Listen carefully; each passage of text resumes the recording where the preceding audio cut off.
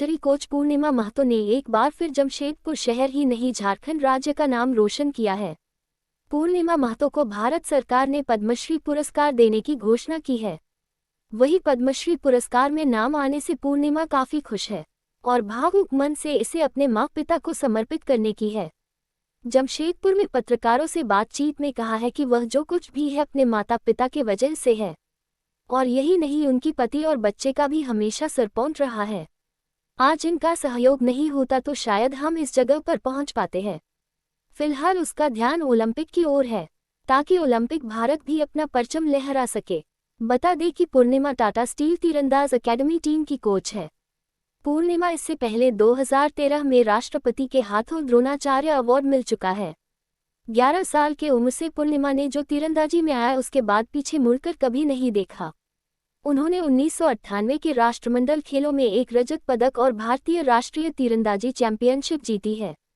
वो 2008 और 2012 के समर ओलंपिक में भारतीय राष्ट्रीय टीम के लिए कोच थी।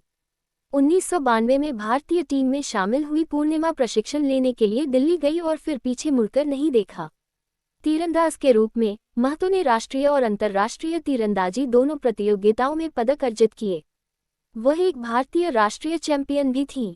1993 की अंतर्राष्ट्रीय तीरंदाजी चैंपियनशिप में उन्होंने टीम स्पर्धा में स्वर्ण पदक अर्जित किया। 1994 के पुणे राष्ट्रीय खेलों में उन्होंने तीरंदाजी में 6 गोल्ड मेडल जीते। 1994 के एशियाई खेलों में भाग लिया लेकिन पदक नहीं जीता।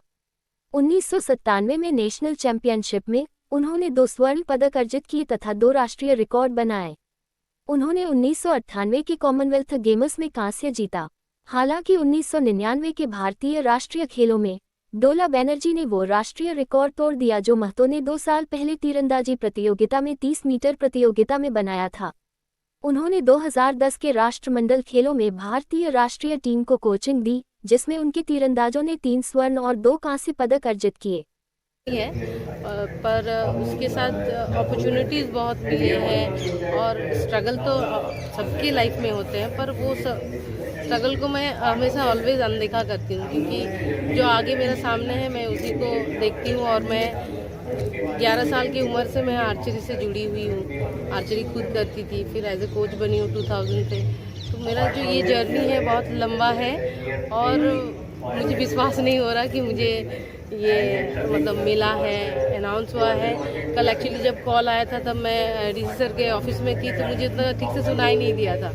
तो बाद में रात को जब सबका कॉन्ग्रेचुलेशन सबका मैसेज आने लगा तब मुझे लगा कि कॉल शायद गृह मंत्री से इसलिए मतलब वहाँ मंत्रालय से गृह मंत्रालय से इसलिए आया था कि मैं कंफर्म हो गई हूँ। एक्चुअली उतने बड़े जगह से कॉल आया, दोबारा मैं पूछी नहीं कि मुझे सुनाई नहीं दिया। एक्चुअली इतना नॉइज़ था ना, मुझे सुनाई नहीं दिया था। तो सबको थैंक यू, सबका सपोर्ट से ये हुआ है।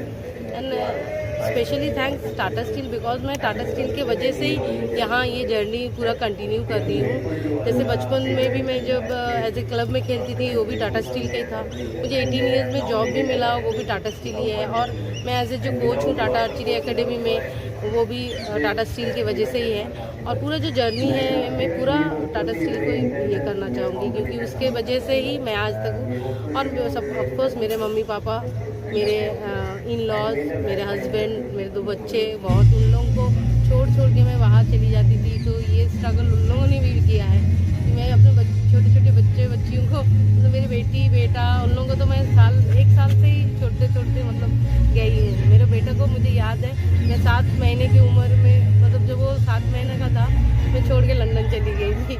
तो उसके लिए भी स्ट्रगल हो गया उसका लाइफ और उन लोगों के ऊपर ध्यान भी उतना नहीं दे पाती थी।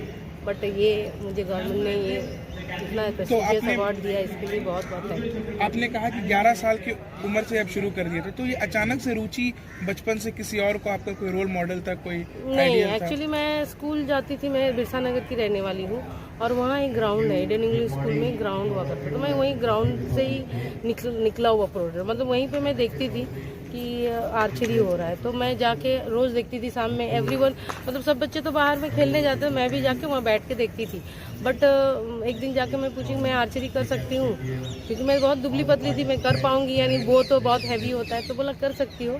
फिर वहाँ रुचि बढ़ा। फिर 1 साल के लिए वो ग्राउंड बंद हो गया, तो मैं ढूंढती थी कि कहाँ पे ऐसे आर्चरी का ग्राउंड है ताकि मैं कर पाऊँ, इसे कंटिन्यू कर पाऊँ। तो फिर जो वर्मा माइंस स्पोर्ट्स क्लब है ना, वहाँ पे हमारा जो बीपीएम स्कूल के बाजू में है, वहाँ पे आर्चरी हुआ। तो मैं जाती थी सुबह 5 बजे साइकिल से बिरसा नगर से वहाँ जाती थी। अभी याद आ रहा मुझे, मतलब मेरा जो ये जर्नी है मैंने कैसे पूरा किया, तो बहुत बहुत तो सब। कभी कोई ऐसा कोई रोक टोक हुआ कि आप लड़की, आप ये मत करो, आप तीरंदाजी नहीं कर सकती है? नहीं, कोई रोक टोक नहीं। कभी कोई किसी ने नहीं। वो पापा बहुत सपोर्टिव थे। आज पापा मम्मी मेरा दोनों नहीं है।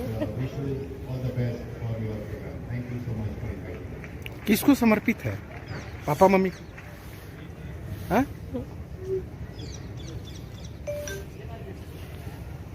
डेफिनेटली उनके आशीर्वाद से ही आता है।